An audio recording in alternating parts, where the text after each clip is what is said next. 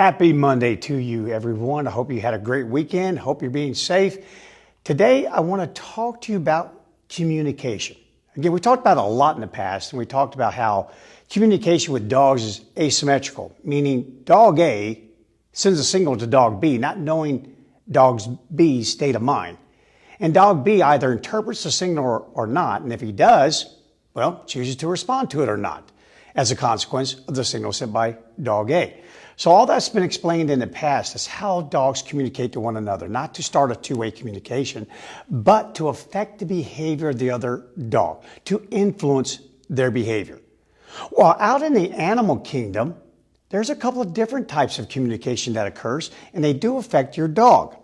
Well, first of all, let me ask you, have you ever watched a school of birds? I mean, flock of birds, or even a school of fish, but a large flock of birds, and all of a sudden, one takes off, and then they all go. It could be 500 birds, 1,000 birds in that flock, and they all take off. And I don't know about you, but I'm a little bit of a nature freak, and I've always sat there and wondered, and I go, okay, so did one bird just suddenly say, let's get out of here, and they all go? And where are they going? You know, and the same thing happens with our dogs. You know, we have our dogs in our household, and one of them immediately goes, rah, rah, rah, racing towards the door. And other dogs in our house will come from various rooms, and they're racing towards the door, and Captain is looking over his shoulder at me going, I don't know what we're doing, but I'm just going. So he just goes. It's like he doesn't even have a reason to be racing towards the door, doesn't have a reason to be barking. And then how many of you have a dog that just seemingly barks at nothing? You'll be in your house, and all of a sudden, bark, bark, bark. You look outside. There's nothing out there. You're looking everywhere, but there's your dog barking, barking, barking, barking, barking. Or you take your dog to a dog park or to a daycare, and next thing you know, there's a skirmish over here in the corner between two dogs, and all the dogs go running in that direction, and half the dogs have no clue, why am I going over there? Actually, what is even going on? And then from a human level, a human example, you're at a large event, okay? Now again, this is not today, but prior to COVID, we used to go to large events, concerts, outdoor concerts, you name it, just a lot of social events, art galleries or art exhibits, you name it. And all of a sudden, you're at one of these, I'm just pretending, you're at one of these large events, and you suddenly notice a commotion towards the front of it. And about the time you turn to the nearest person next to you and go, so what's going on up there? Everyone starts bolting in a certain direction. And you just kind of go with them. Yeah, you don't know what's going on. You just go with them. Well, that's known as local communication. Local communication. And it's usually found in self-organizing groups like herds of ungulates, schools of fish, and flocks of birds, like I explained earlier. Self-organizing groups, meaning the members are typically unrelated. They're there because of what's known as indirect reciprocity. I'm there because if there's 10,000 of us as birds, then one of us has got to know where there's some food. And now also we have 20,000 eyeballs looking for hawks. So when we have local communication, it's usually because of food or sounding the alarm. There's some sort of danger. But the members are unrelated, and they're free to join or leave anytime they want to. They can just hang in there as a flock and then take off and go do their own thing. Kind of come and go. Kind of like, again, you go into a free, big public event. You can go to it or you can leave it. Transfer of information by local communication is usually by monitoring and responding to the behavior of your nearest neighbor. So it does have something to do with distance. If I'm here and I'm in a football stadium and there's 70,000 other people, I may not respond because people at the other end zone are responding because I'm not even aware of it. But have you ever seen that thing called the wave that they used to do in the stadiums? All of a sudden, a bunch of people hold up their arms, and the next thing you know, people on the other side are sitting there eating their popcorn or eating their hot dog or whatever, and they're putting it down there trying to do the wave as well. That's all being done by local communication. It's really neat. But your dogs, mostly the dogs that live within your household, are operating off what we call global communication. And global is found in leadership groups, and that's what your dogs have. There's a leadership in your household, a leadership among them, and then leadership among you and them. So you kind of like they have their own little leadership group. I'm a canine, you're a canine, And then you have your humans who are intertwined with them. But the neat thing about global communication is it's global because each individual is available to interact socially with the other ones. They know them. I know you. And a lot of times the decisions that are made are either made by the leader or through consensus with dogs. One dog decides to do something, the other dogs decide to do so as well. But that's a decision. There's a motivation behind it. But what all of this means for you is this.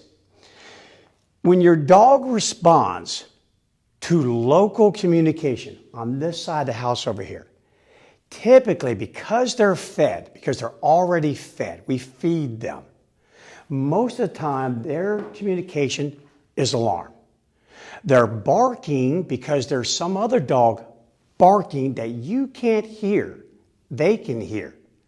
But that dog is sounding the alarm. Maybe saying there's an intruder, there's a trespasser. Hey, you down there in house 8, I'm dog in house 1, might want to know that there's someone headed your way. So kind of keep that in mind. Anytime you see your dog responding to a group, responding to other animals that are not part of its pack, not part of its family, because it's being fed, it's acting out of alarm. Which then means for you simply this. A, evaluate it. Teach the animal that, hey, I don't need an alarm system when someone's barking down at house 1 and we're over here in house 8. This is where you can start to instruct the animal to be quiet. And then over a period of time, if your dog barks because it's responding to local communication and is told quiet and made to be quiet, well, you can just take to the bank every day that animals only perform and only repeat behaviors they've had success with in the past. So you keep shutting down the local communication and they'll finally go away and just form itself right over here into global communication. But again, this is why dogs act out so much, why you can be on a walk with your dog and all of a sudden a couple of dogs start to get into a fight or a couple of dogs start playing down below in a park about 100 yards away from you and your dog starts to react to that. It doesn't mean that your dog's always aggressive or going to be aggressive or fearful. I'm simply reacting because they're reacting. And the next dog is reacting. So again, a couple weeks ago, we talked a lot about reactive dogs, and that's why some dogs do react out. It's because they see or hear the behavior of the other animals nearby, and they simply respond to it. Remember, it is by monitoring and reacting. Over here, we have decisions. Here, it's not really a decision. You're just reacting. They go, I go. They fight, I fight. They bark, I bark. But anytime you want to solve a problem that you have with your dog, it's always good to understand the causality of the behavior in the first place. Why is it occurring? So how this applies to me again is I know when my dogs are responding to local communication and when it's global.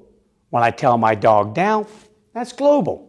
When my dog growls at one of my other dogs because the other dog wants its bone, it's global. But when all of my dogs respond because there's some big chaos going on down to house number 1, it's local. And the biggest thing I want you to key on, alarm. Alarm. That's why they're doing it. So kind of that being said, if there's some sort of alarm going on, if my dog seems alarmed, that's when I am definitely going to be the most sensitive about how I respond to this from a global fashion. I'm not just going to haul off and go, bad dog, yank, correct. No, start off a little like, hey, so what's going on out here? Why are you barking? I don't really see anything. So I tell you what, why don't we just be a little quiet? How about that? Start with that. Be careful, because again, if they're alarmed, they're up in their arousal column, they could be a little fearful at that moment. This is nature here. This is nature. You have a big leopard, you have a big herd of wildebeest, and suddenly an entire lion pride charges into the big herd of wildebeest. There could be 10,000 of them. But you don't want to be the one that the lion catches. Go pick on the other 9,999, but don't go picking on me. So therefore, if you see them run, you're going to run. And you're going to ask later, why am I running? Because to not react could be the penalty of death. You can get killed by not reacting. So your animals are going to react. That is still in them. So just go a little easy, give a little grace, try to sort it out, try to teach them, oh, that's nothing to be alarmed about. By slowly correcting them, gaining steam over time, and eventually the animal could end up habituating itself to the dog barking down the road or the other dogs get into a tussle and remain under control with you. So again, guys, just a little bit of a kind of nice to know information. It's really effective, but now you know the difference between local communication and global communication. It really does affect, again, how anytime I go to change an animal's behavior, I always want to know why is the behavior occurring in the first place. And that should always be your starting point as well. Okay, guys, that's it for today. If you found this beneficial for you and you think someone else could benefit from this information, pass it on. You know what to do by now. And also, if you have a question, drop it in the feed or send it to me at bryanwiththey@tamingthewild.com. And I'll see you guys tomorrow. Until then, be safe.